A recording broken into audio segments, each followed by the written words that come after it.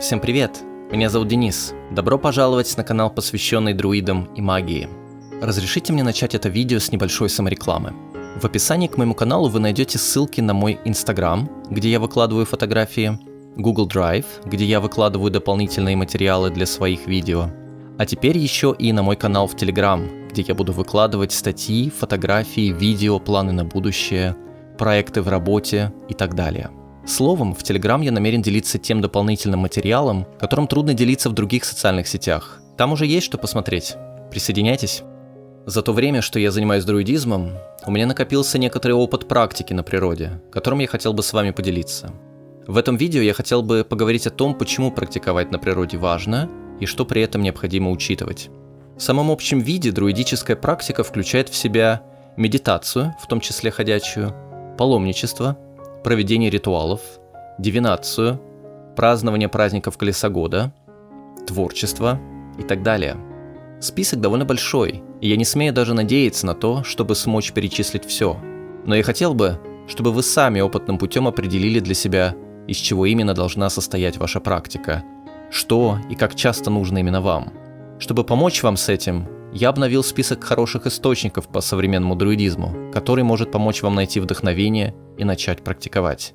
Его вы найдете в описании к этому видео. Давайте начнем с ответа на вопрос, обязательно ли друиду практиковать на природе. Нет, не обязательно. Многое зависит от вашей личной ситуации. К примеру, вы живете в деревне и смотрите сейчас это видео, подбрасывая новые дрова в печь, чтобы прогреть ваш дом. Вокруг вас лес, а рядом река. Угадал? Если да, тогда мне едва ли нужно рассказывать вам, как именно вы должны любить природу и искать единение с нею. Вы это знаете лучше меня. А вот другая ситуация. Допустим, вы живете не в деревне, а в шумном мегаполисе. Вокруг вас одни дома и люди, машины и магазины. А еще столько света, что вы забыли, когда в последний раз видели звезды. Вы бы и рады выехать в лес и вдохнуть его глубокий древесный аромат полной грудью, но в силу, например, имеющегося у вас заболевания, вы не можете выйти из дома. Опять же, не мне вам рассказывать, где и как вам надо правильно практиковать. Прислушайтесь к себе и оцените именно ваши возможности в конкретной ситуации. Я же могу рассказать вам только о своей. Я родился, вырос и живу в пригороде крупного российского города в деревянном доме. Я никогда не жил в квартире. Мой дом дышит, и в нем всегда пахнет деревом и кофе. Вокруг меня деревья, где живут птицы. Воробьи живут у меня прямо в крыше. А зимой синицы прилетают и стучатся мне в окно, требуя еды.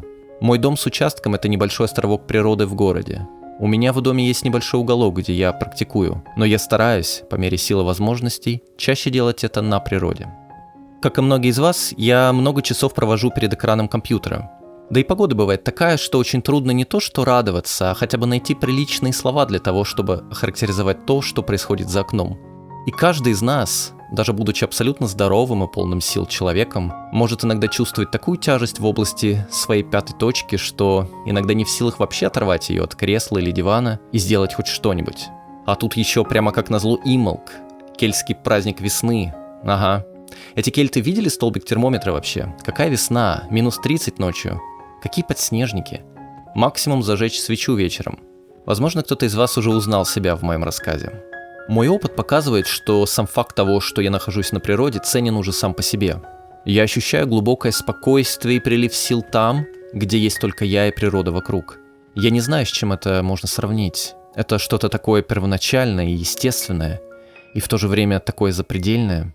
Погружение вглубь, уход вдаль, единение с божественным. Мне кажется, не нужно быть друидом и проводить ритуалы, чтобы просто это почувствовать. Почувствовать магию природы. Она там и есть. Если бы меня спросили, в чем основной смысл этого видео, я бы, не задумываясь, ответил: выходите на природу. Для меня практика дома может быть сколь угодно плодотворной и глубокой, но она не может заменить таковую на открытом воздухе. Поэтому, как бы лениво мне иногда не было, как бы занят я не был, я стараюсь преодолеть свою лень и инертность и идти в лес, потому что я знаю, что я найду там то, чего никогда не смогу найти дома. Давайте теперь поговорим о некоторых особенностях практики на природе. Если вы хотите провести ритуал, обдумайте все заранее и подготовьтесь. Мы часто недооцениваем важность шага подготовки, но именно от него во многом зависит успех нашей практики. Если вы хотите провести ритуал в темное время суток, вдалеке от дома, прибудьте на выбранное место заранее, пока еще не стемнело. Так вам будет легче приготовиться к ритуалу. Если ваш ритуал включает в себя много текста, который тяжело запомнить, упростите себе жизнь. Запишите или распечатайте этот текст. Сохраните его на телефон или планшет. Или надиктуйте и запишите его в виде аудиозаписи на телефон. Аудиозапись также отлично подойдет, если вы хотите провести визуализацию или гид-медитацию. Наконец, спросите себя, насколько вы понимаете смысл того, что собираетесь делать. Понимаете ли смысл слов, которые будете произносить?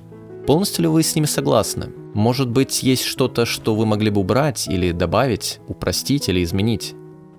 Не бойтесь экспериментировать, но учитесь понимать то, что именно и зачем вы делаете. Подумайте о безопасности. Одно из требований к практике – ваша приватность, если, конечно, вы специально не делаете ритуал публичным где-нибудь в парке. Но это вовсе не означает, что вам нужно уезжать за несколько десятков километров от города в глушь лесов. Удивительно, но часто совсем недалеко от того места, где мы живем, есть подходящие для нашей практики места, где мы никому не помешаем, и никто не помешает нам. Хорошо ли вы знаете ту местность, где живете? Знаете ли вы, что вас там ожидает? А может быть, есть такое место, от которого вообще стоит держаться подальше? Словом, изучайте свою родную землю. Приватность вовсе не означает, что никто не должен знать, где вы находитесь. Помню, когда я еще будучи подростком ходил в поход в лес с родителями, и мне нужно было побыть одному. Я просто говорил им, что буду примерно там-то, и просил меня какое-то время не беспокоить. Ваша семья и друзья могут знать, где вы находитесь и что делаете, при этом совершенно не вмешиваясь в вашу личную жизнь. Более того, так, может быть, даже будет спокойнее и вам, и тем, кому вы дороги. Подумайте об одежде и снаряжении. Друиды в белых мантиях, конечно, выглядят здорово, но это совершенно точно не всегда и везде возможно и практично. Ваша одежда должна защищать вас, а не мешать. Вам должно быть тепло, сухо и удобно. И часто это совершенно не та одежда, что мы привыкли носить, живя в большом городе, но и не мантия тоже. У вас, к примеру, есть резиновые сапоги? Когда в последний раз вы их надевали? Напишите об этом в комментариях. Живой огонь – важная, хоть и не обязательная часть многих ритуалов и медитаций. Если вы пробовали хотя бы раз работать со свечами на открытом воздухе, вы знаете, как легко их задувает ветер. Так что подумайте, как вы будете защищать пламя от ветра или даже дождя. Лично я использую стеклянные сферы. Их легко найти в продаже. И хотя сфер у меня несколько под разные свечи, брать с собой более чем одну непрактично. Не полагайтесь только на зажигалки. Меня они часто подводят при сильном ветре. Спички надежнее. Вы можете быстро и легко развести небольшой огонь в центре круга, если возьмете с собой несколько сухих углей и жидкость для розжига. Вам вовсе не обязательно разводить большой костер. Потренировавшись, вы научитесь быстро разжигать и гасить огонь для ваших нужд, который будет нормально гореть около получаса, что более чем достаточно, и не оставит после себя следов. В любом случае, будьте чрезвычайно осторожны с огнем. Запомните, вы его до конца никогда не контролируете. Особенно во время практики, когда естественным образом может притупляться ощущение реальности. Практика на природе уникальна, и у нее много аспектов. В этом видео я лишь начал затрагивать некоторые из них.